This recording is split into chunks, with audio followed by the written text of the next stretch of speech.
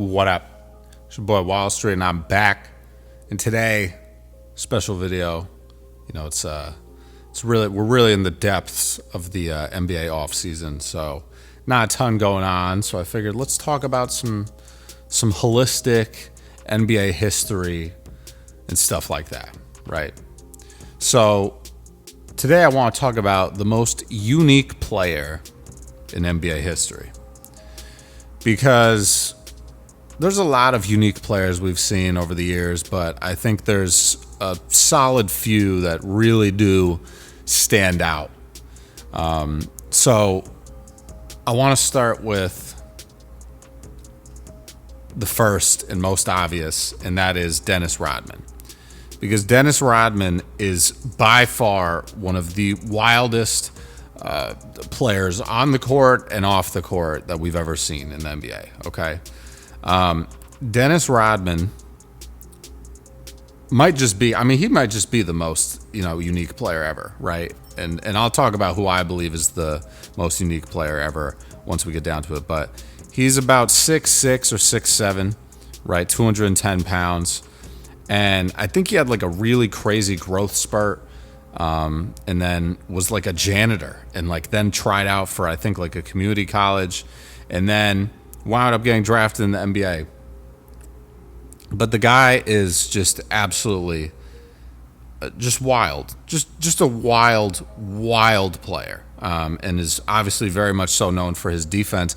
But that's mainly because, this is, and frankly, I wasn't really alive watching a lot of his games when he was playing in the NBA, but he was apparently a pretty good offensive player, right? Could shoot threes here and there, could shoot free throws, and just opted to not score. Like, would have opportunities to score and just would not score. All he wanted was rebounds. And it showed in the stat sheet, right? So in Detroit, right, he had 1 year where he averaged 11.6 points per game. That was his second year in the league. But as he got towards like the later years in Detroit, like 91 to 93, that's really when we started to see his insane rebounding prowess, right? In 1990 to 91 season, he played 82 games and averaged 12.5 rebounds a night. The season after that, averaged 18.7 rebounds a game. That's incredible for a guy that is 6'6". Like, you don't see those numbers happening today. And we have guys in the league that are, 7'5". Look at Victor Wembanyama. You have Rudy Gobert, who's 7'2" or 7'3". You got plenty of 7-footers. You got plenty of really athletic guys that are 6'8", 6'9", 6'10", and they're not getting boards like that either.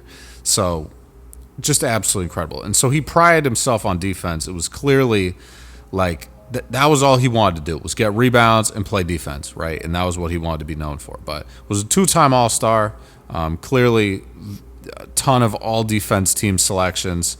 He was on all-defensive first team 7 times and won the NBA Defensive Player of the Year award twice. So, not to mention just the unorthodox stat sheet that he put together.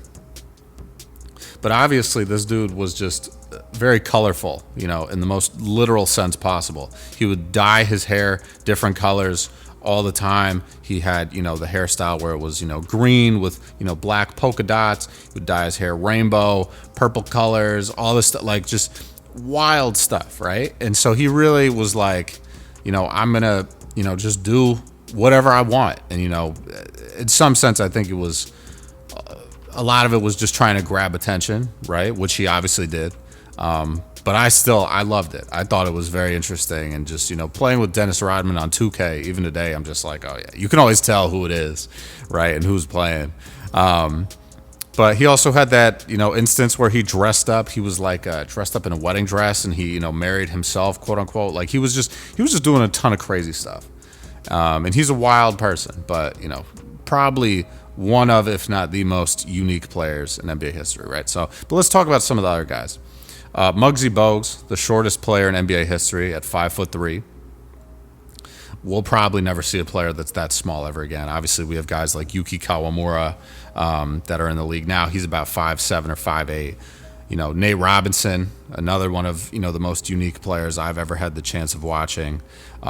It's rare when you get a guy who's small, right, in the league, a guy who's below 6 feet. Nate Robinson was like 5'8" or 5'9", and he was dunking all over people, right? Like, it's one thing to be a small guard in the league, right? Because most of the time people assume that small guards are just guys that are, pass first point guards.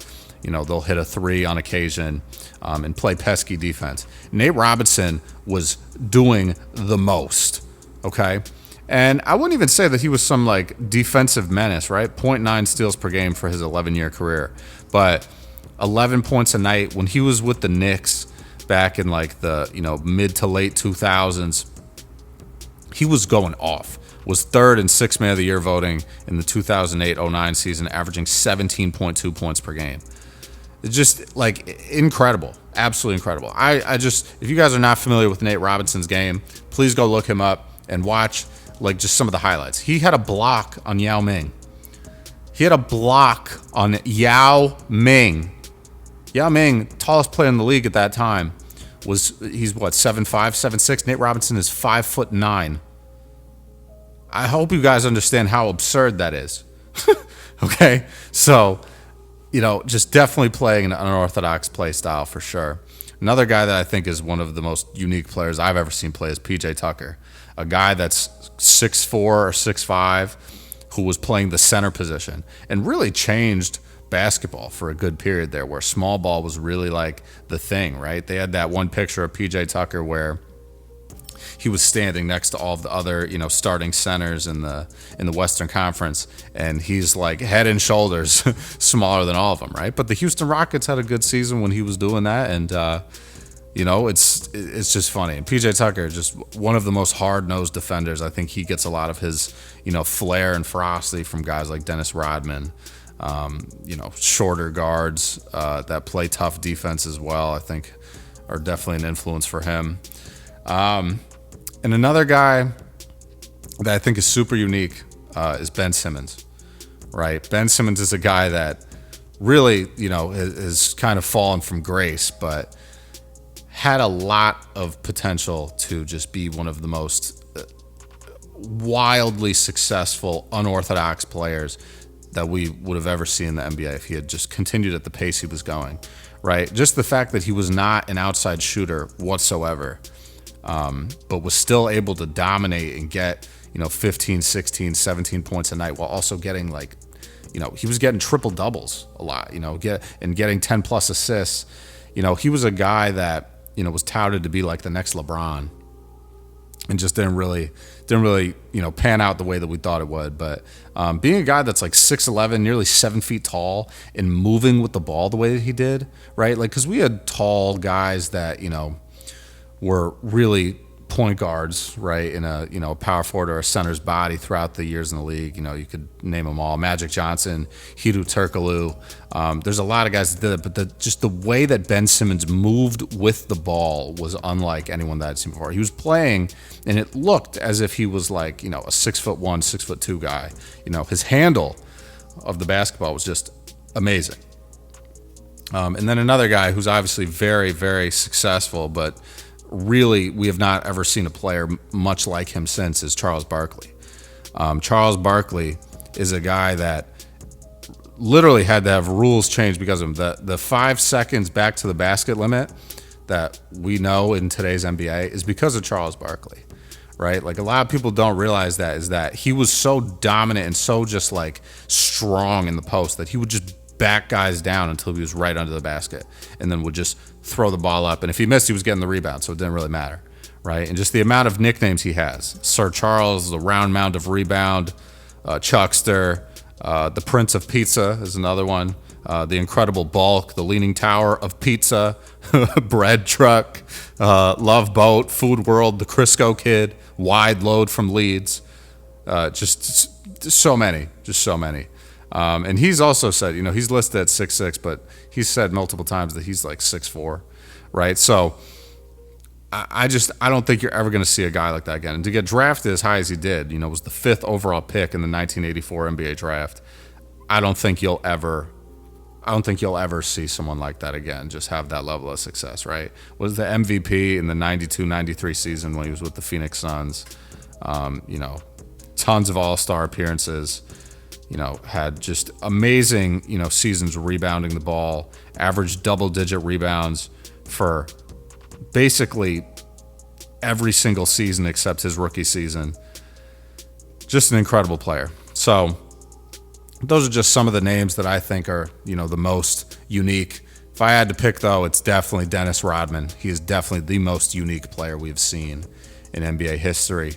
But there's so many that I didn't even, you know, cover in this video. But I want you guys to let me know what you think. Who do you think is the most unique player in NBA history? I want to know your thoughts. Leave those comments down below. Let's chat, let's talk, let's do all that. And I'm going to catch you guys later, man. Stay up, stay blessed, stay safe, stay humble, handle business, stand on business. Peace out.